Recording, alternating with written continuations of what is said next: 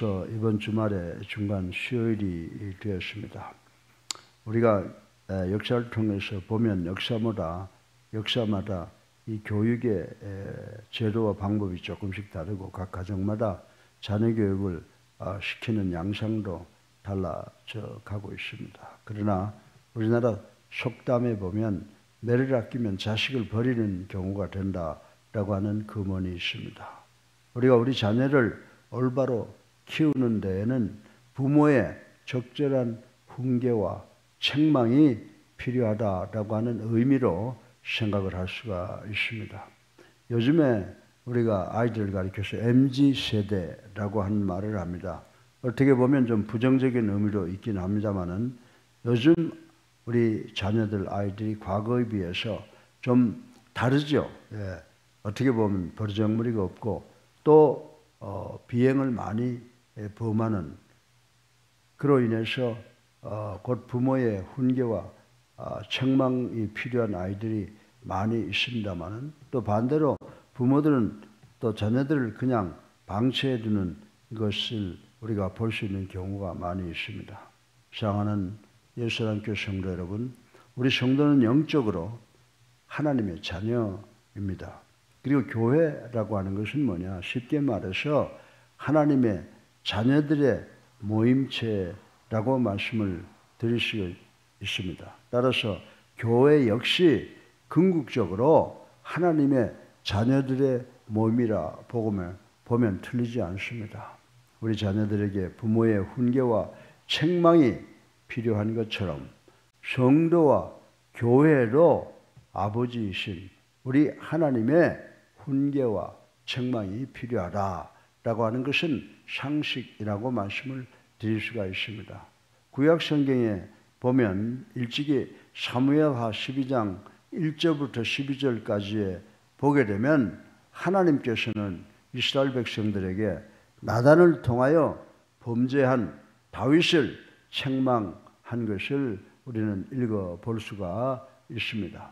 본문에서 신약에 와서 우리 예수님께서는 라오디아 교회의 미지근한 뜨겁지도 차지도 않은 상태와 또 부요함 속에서의 빈곤을 책망하시고 있는 것을 볼 수가 있습니다. 이 말씀에 의해서 추정해 볼 수 있는 것은 아마 물질적으로는 상당히 부유한 교회였지만은 영적으로는 상당히 빈곤한 교회였다. 그래서 우리 주님께서 이 라오디아 교회를 책망하셨다. 이렇게 생각을 할 수가 있습니다.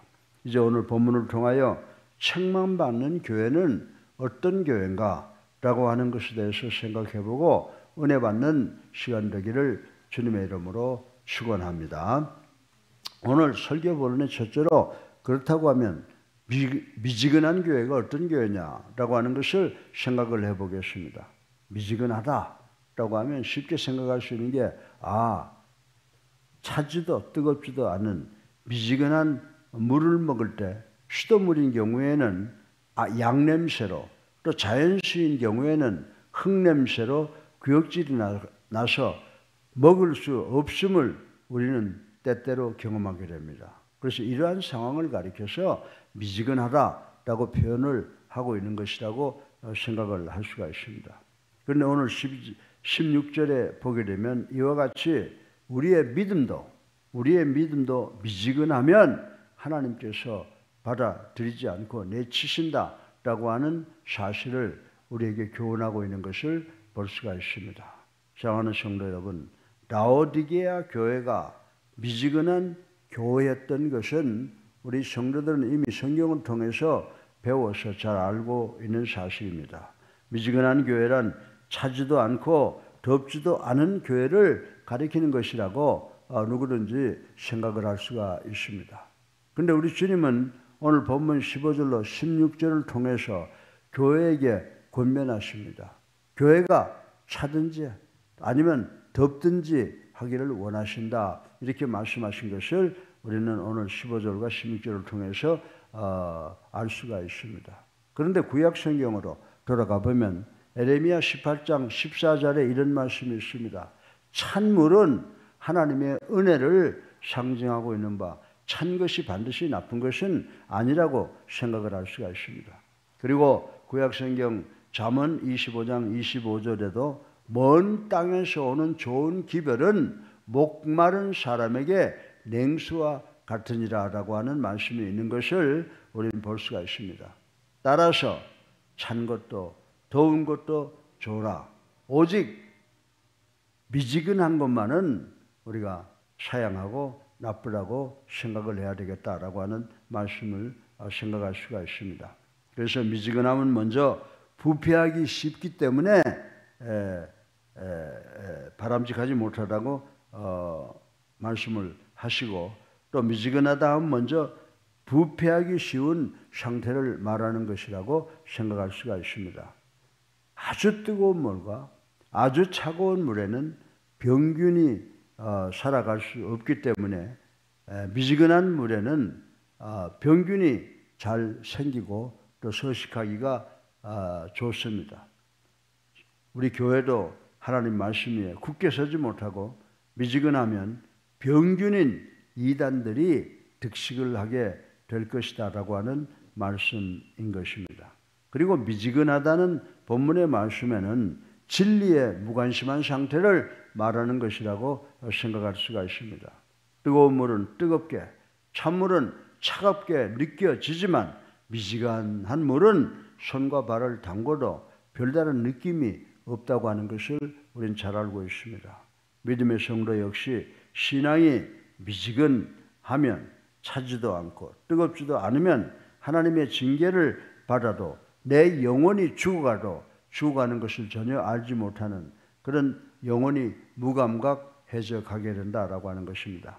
무관심은 죽은 시체와 같아서 이를 극복하기라는 매우 어려운 것이라고 말씀을 드릴 수가 있습니다. 오늘 우리 교회들이 가난하고 힘없는 소외 계층에 대하여 또 그리고 사회가 잘못되어 가는 것에 대하여 무관심한 경향이 있음을 말씀드리지 아니할 수가 없습니다. 이런 것은 하나님의 크신 사랑을 외면한 행위라고 말씀을 드릴 수가 있습니다. 마땅히 21세기의 교회들은 오늘 우리 사회, 우리 가정, 우리 개인들의 관심을 가져서 세상의 소금과 빛의 역할을 다 감당해야 되는 줄 믿으시기를 주님의 이름으로 축원합니다. 또한 미지근하다라고 하는 것은 우유부단한 상태를 말하는 것이라고 생각할 수가 있습니다. 미지근한 것은 찬 것과 뜨거운 것의 중간이라고 생각할 수가 있습니다. 미지근한 성도는 잠자는 성도로 믿는 자 같기도 하고 또 안 믿는 자 같기도 한 사람들을 가리켜서 저 사람 참 미지근하다라고 우리가 평을 하게 되는 것입니다. 중간에서 머뭇거리는 상태이니 자의적인 결단성이 없으며 모든 일에 정함이 없다고 말씀을 드려도 틀림이 없다라고 생각을 합니다. 여러분들 구약의 엘리야 시대에 이스라엘 백성들이 어떻게 했어요? 이스라엘 백성들은 하나님과 바알 사이에서 믿음을 확실히 정하지 못하고 머뭇거린 기회주의적 회색 분자들이었다고 하는 것을 우리는 열왕기상을 통해서 알 수가 있습니다.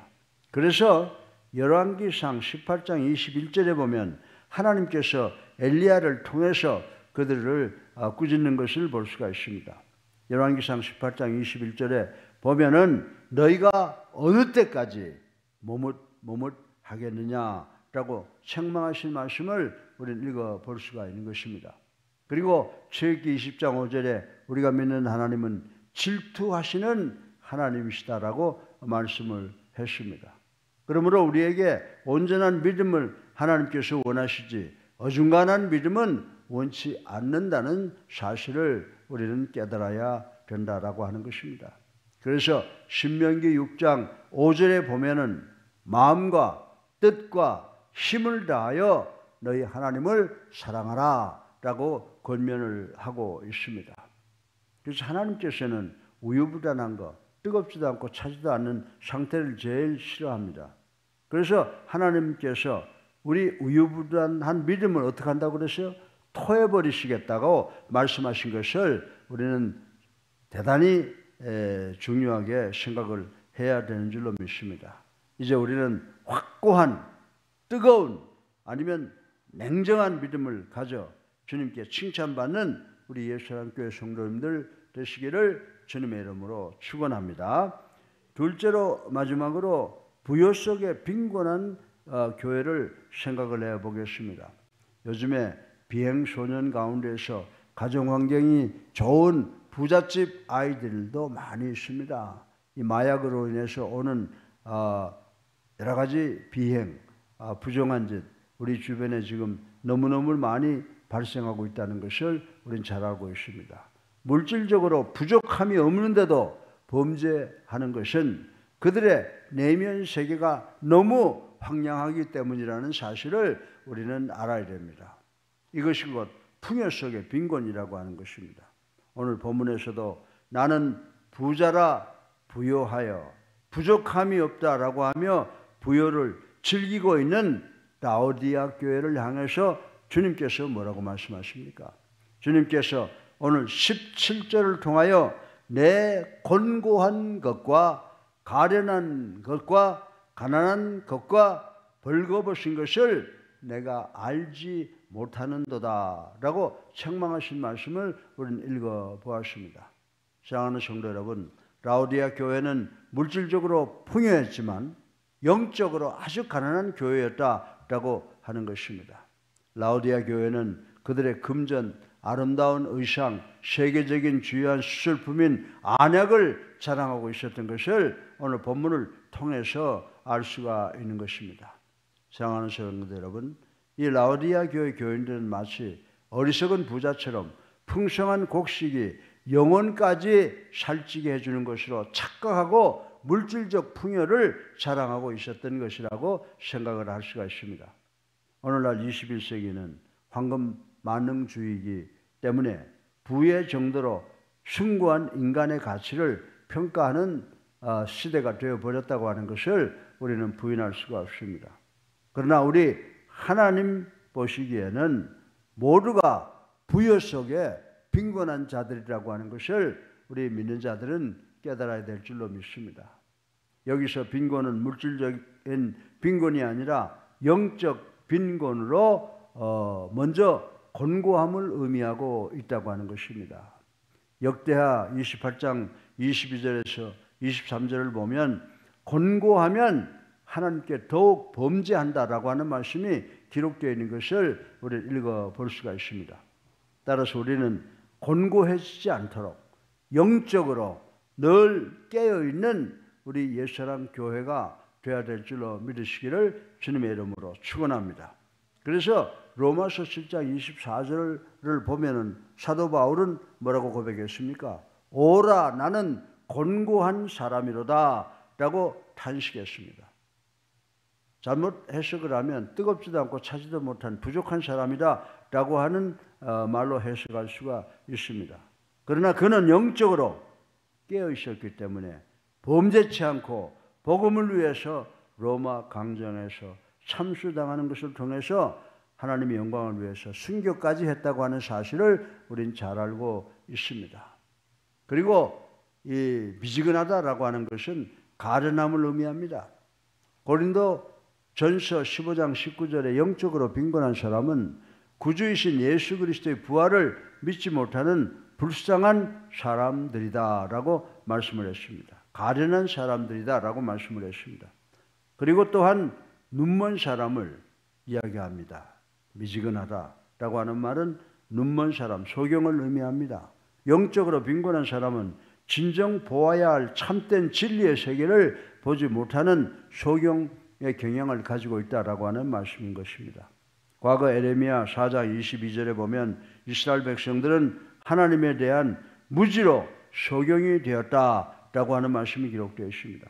그리고 신약에 와서 마태복음 23장 26절에 주님은 바리새인들을 가리켜서 바리새인들이 본다고 하나 실상은 소경이라고 꾸짖으신 사실이 있는 것을 우리는 알 수가 있습니다.